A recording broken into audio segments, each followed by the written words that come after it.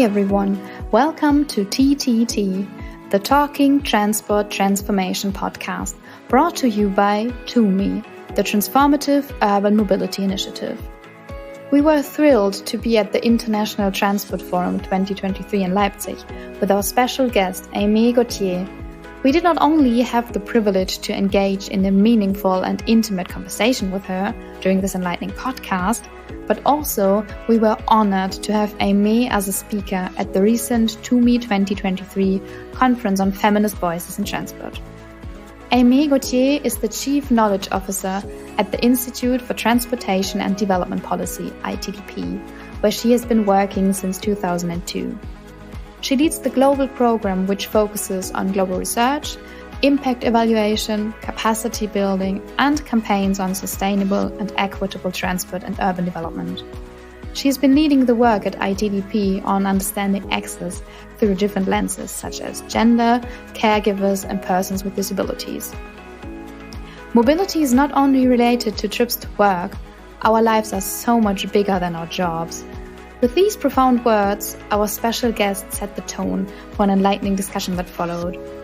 This powerful opening remark serves as a call to action, shedding light on the pressing need to incorporate care mobility into transport planning and to elevate the significance of the often unvalued, unrecognized, and invisible care work. In this inspiring episode, we also delve into the significance of workplace flexibility and its impacts on care-related challenges, the gender dynamics of car dependency, and the lack of female representation in the transport sector. Aimée emphasizes the importance of surpassing female inclusion in favor of advocating for structural changes.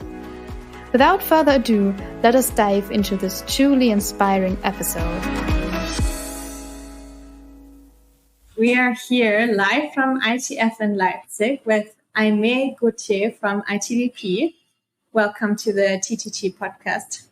I'm really excited to be here. This is my first podcast, so I'm really happy to be talking with you, and I hope I don't make any mistakes. Yesterday we met at the TUMI 2023 conference, and we had a session that was planned and moderated by you, among others, that looked at care mobility and was called From Car to Care. Could you maybe firstly define for our listeners that might not be familiar with it, what the mobility of care means and its role in transport? Sure. Transportation planning has typically centered the relatively young, non-disabled commuting male.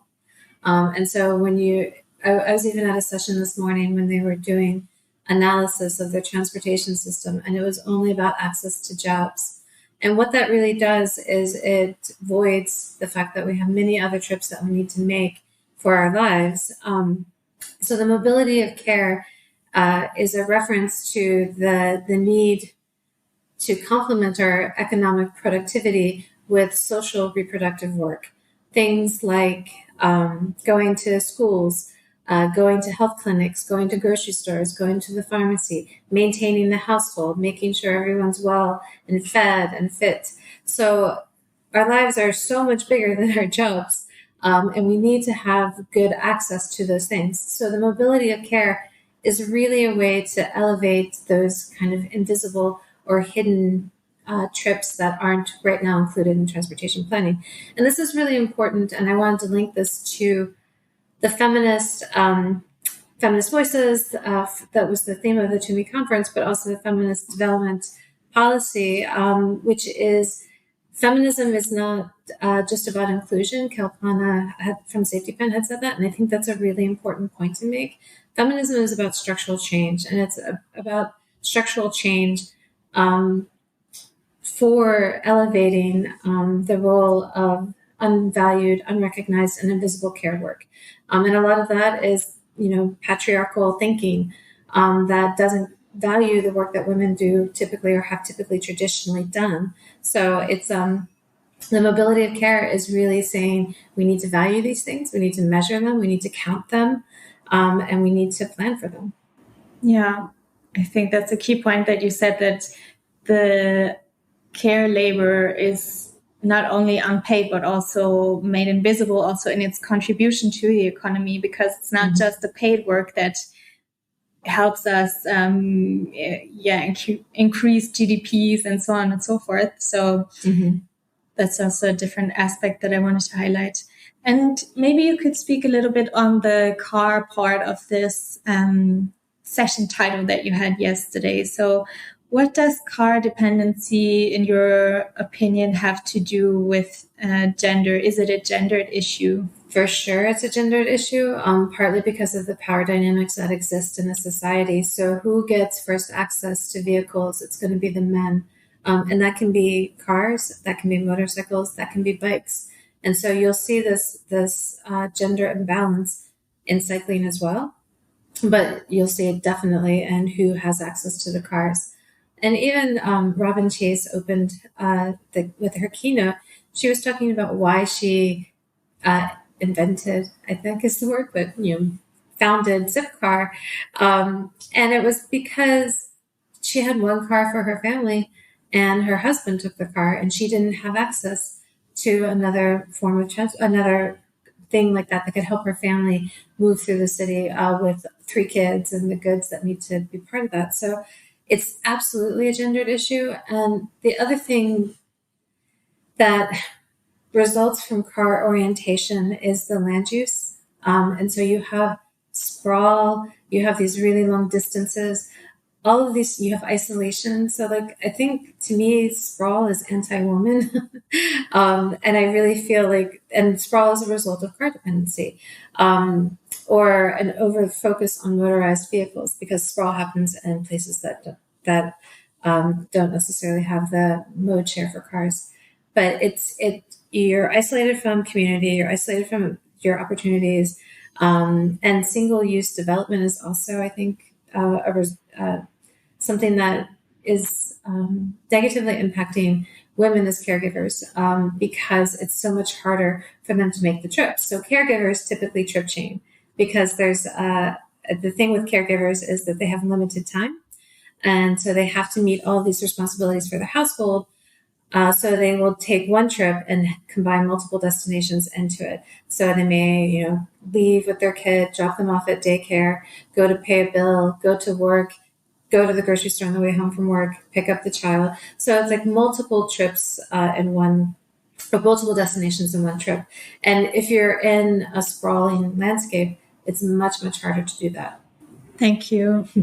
You quoted some of the incredibly inspirational inputs that we had yesterday at the session.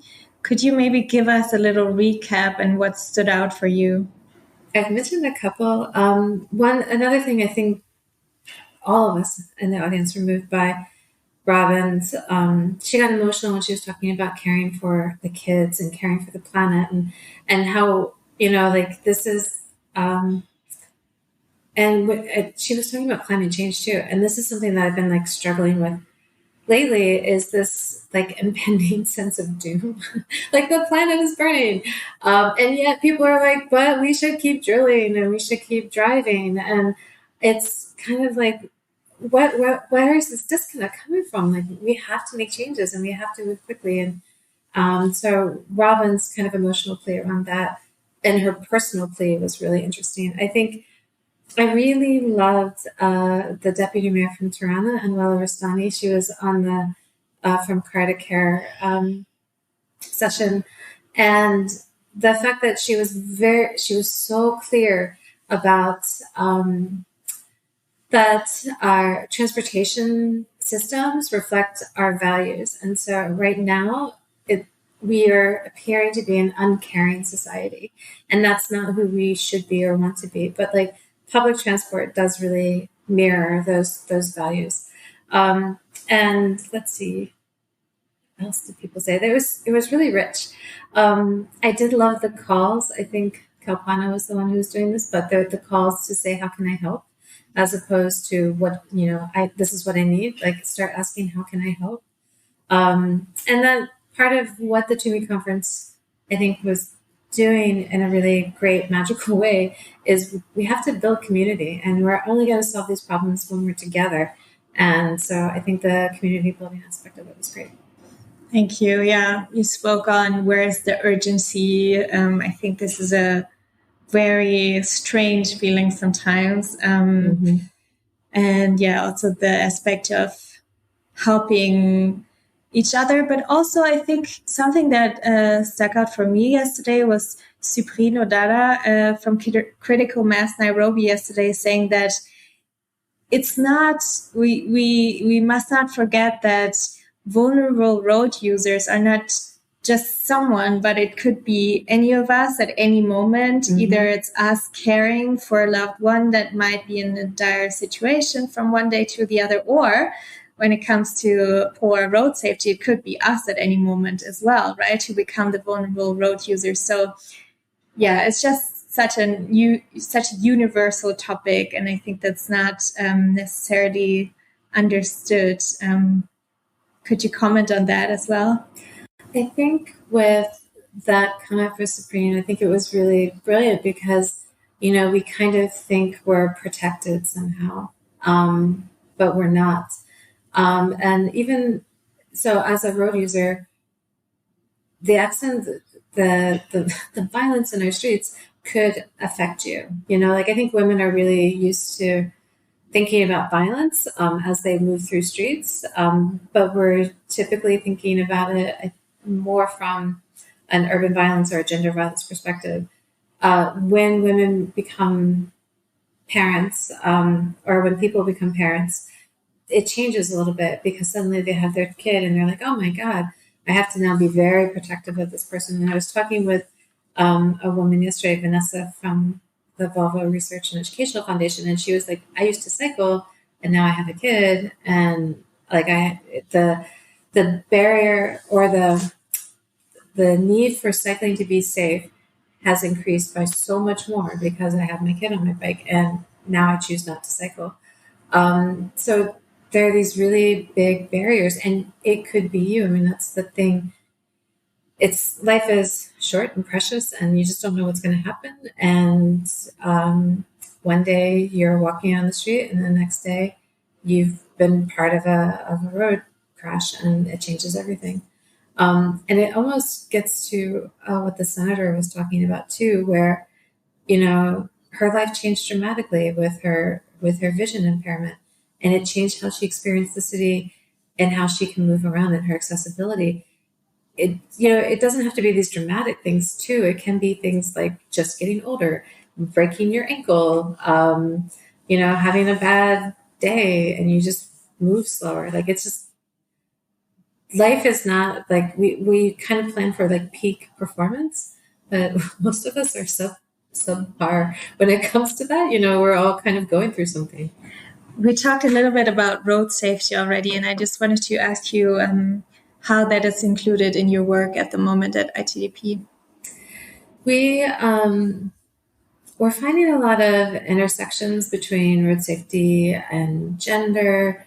So there's a couple of things happening. One is where we're finding entry points for action is around schools and children. And, no one can, well, people can be, but like, people love children. So you're like, oh, we have to make schools safer. We have to make it safer for children. That's something that people intuitively understand. They're not going to push back and be like, no, it should be more dangerous. So we're doing these safe routes to schools, school zones. And it's also a really great way to hopefully build knowledge and awareness with a younger generation, but with their parents. It's a good way to get to parents and change their perceptions as well. And it's also something that you can see very quickly the impact from. So it builds support for that type of thing. So people can get out in the streets, they can make it safer, they can slow down cars. And speed is the biggest thing with road safety. Like speed exponentially increases the likelihood of injury or death. So slowing down cars is really important. The other thing that we're just beginning to kind of get to is the intersection of how do we make our transport systems less violent? So how do we make our systems so that they don't create road fatalities? Or how do we make our public transport systems so that there's not the threat of gender violence in it. So like this anti-violence lens could be interesting, and it brings together a lot of different components from road safety to gender to other issues. That brings me to another question that I wanted to ask you about the use of space. Something that inspired me yesterday was Anwar Lansani saying, making the mobility of care possible includes not only vehicles, but also resting areas, which could be one great use of space that might be overlooked in transport planning a lot, especially in care mobility. But also what also came to mind when you were speaking was these geographies of fear. And so I just wanted to generally ask you what might be some ways of broadening our perspectives when it comes to mobility in connection with the use of space. That's a big question. I'll start kind of more at a simple level where, and I mentioned this yesterday, but with the Bernard Van Leer Foundation, we were asked to look at mobility for babies and toddlers. And you think they're not really going anywhere. What kind of mobility do they need? But it's mainly that they have needs, and these needs are really related to their social, emotional, cognitive development. So this was kind of like the first time for me, and I've been working in transportation for 20 years, whereas like, oh, part of walking needs to be sitting. I just didn't understand that. And so when you're traveling with a baby or a toddler and suddenly they get hungry, you need to stop and you need to attend to them, or maybe they need to rest. So like the idea of your infrastructure for moving through space also needs to include places where you pause, where you sit, where you interact. We have been looking at the design of footpaths and sidewalks for a really long time. And we typically say there needs to be 3 zones. There's like the through zone, so you have enough space for people to walk through. You have the active frontage zone, which is the space in front of stores where people come in and out. You might have some tables, you might have some vegetable stands. It's going to be cluttered and it's going to be congested. And then you have the furniture zone, and that's where you can put things like trees, seating, garbage cans. So like you want to design all of that. And I was thinking of it more as amenities, like, oh, you can sit down if you want. There's shade to protect you, but no, shade, especially in extreme heat conditions, is going to be the thing that makes it possible to walk. So it's funny how I'm shifting my own understanding of what's necessary for space. So yeah, I think I've lost the plot a little bit, but I think the idea is that mobility is so much more than throughput, and that's how we have been defining mobility for time. And it's been vehicle throughput, it's been speed, and I think we need to shift it to what makes it possible to walk or cycle or to be with a family in public space. That's the other thing, is this, like, moving together with people is not something that we're in a walking situation or a cycling situation, is something that we're planning for. Our cycle lanes are enough for a bike to go by. It's not enough for 2 bikes to travel together. So if you're a family, it makes it much more difficult. And this also applies to older people as well. My father came up to visit me, and I didn't understand the idea that you would need to sit while you're walking, especially around my neighborhood. It's not that long of a distance. And as we were walking through, he was like, I have to sit down. I can't walk anymore. And there were no seats for him. Like, we had no place for him to sit down. And he couldn't sit on the ground because he physically couldn't sit on the ground. So it became a crisis of like, what are we going to do? My dad can't stand. So we have to figure it out. And we've eventually found a place for him to sit, but like, it was very stressful. And so this idea that if you're trying to walk with people through space and they have to sit down, we need to make sure that that's available for them. Today, ITF was opened by a session on gendered barriers to entrepreneurship in the transport sector. And one of the speakers was Sona Shah, who spoke about what she called a care work tax for women who are business owners and might take shorter trips when they're drivers and take longer breaks to care for their families. So what connections do you see between these glass ceilings and the world of care labor? Care work is a huge tax on women, full stop. Doesn't matter if they are working in transport or if they are working anywhere. Like a colleague of mine wanted to come to ITF, but she couldn't because she couldn't arrange the care for her kid while she was going to be away. And, you know, this is a place of networking. This is a place of opportunity. She's being denied that because of the fact that she has care work that she has to take care of. So I think it's real. I don't know how.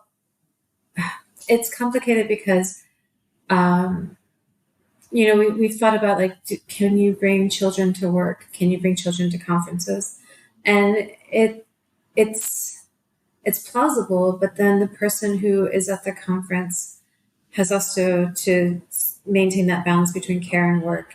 Or if they're in their office and they bring their kids to work, they still have to like watch out for their child. So like it gets really complicated.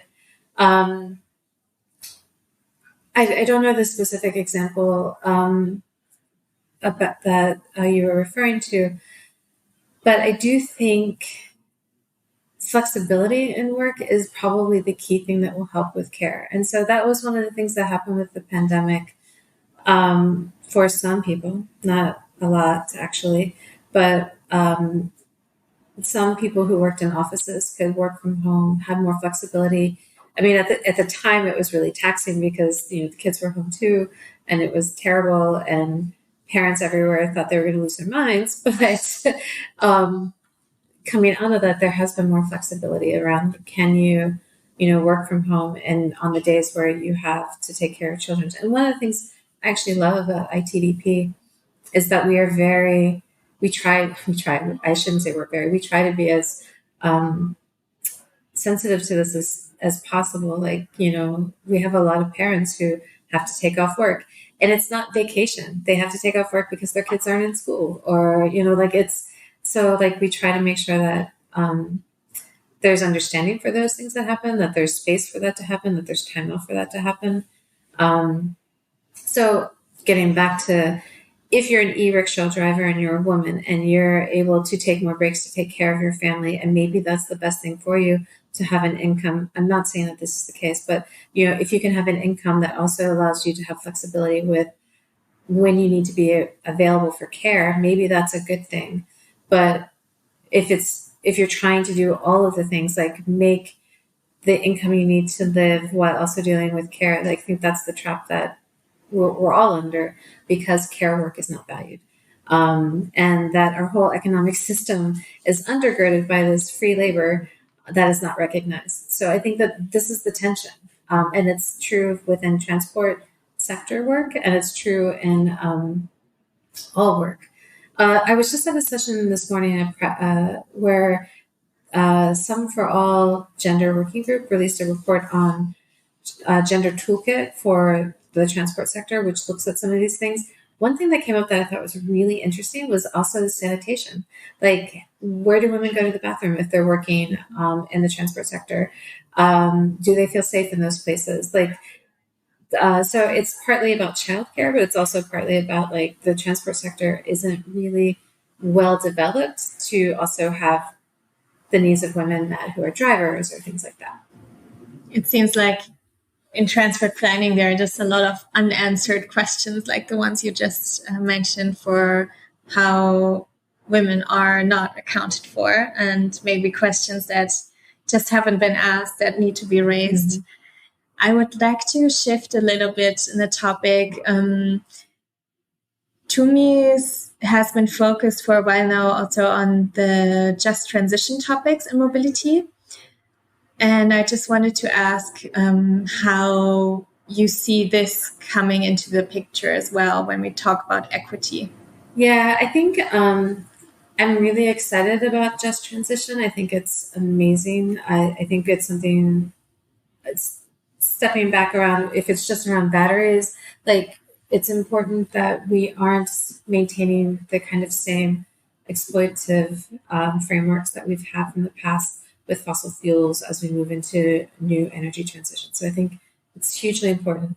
But I think and I think people recognize it, that it needs to be more. And so for me, transportation is fundamental to reaching our basic human rights. And in that sense, transportation needs to be considered a basic right, because without it, you can't do all the things that you're supposed to be doing as a human and as human rights. So when we think about justice in the transportation field, I think we've been looking at equity for a really long time as the key place to get to, and then maybe inclusion. But I think we need to be thinking about justice. And what that really means is removing the systemic barriers that create the conditions where you need to have equity measures in place, or like really need to be thinking about inclusion. And in that sense, that's why mobility of care to me is really key, because one of those systemic measures is the undervaluing of care work and invisibility of care trips. And that's a systemic change that I think we can make that would help us move towards a more just transition. Thank you so much for talking to me today, Aimée. And I wish you a great rest of your International Transport Forum. Thank you. It was really fun talking to you. Thank you. Thank you very much to our remarkable guest, Aimée Gauthier, and to all listeners for joining us for this episode. This episode is part of a series of interviews featuring the remarkable Feminist Voices in Transport 2023 as part of TUMI's Feminist Voices in Transport campaign and annual focus for this year.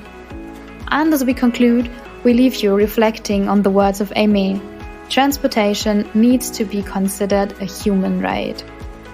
We hope our conversation has left you inspired, and we encourage you to join us in our mission to advocate for sustainable mobility systems for all.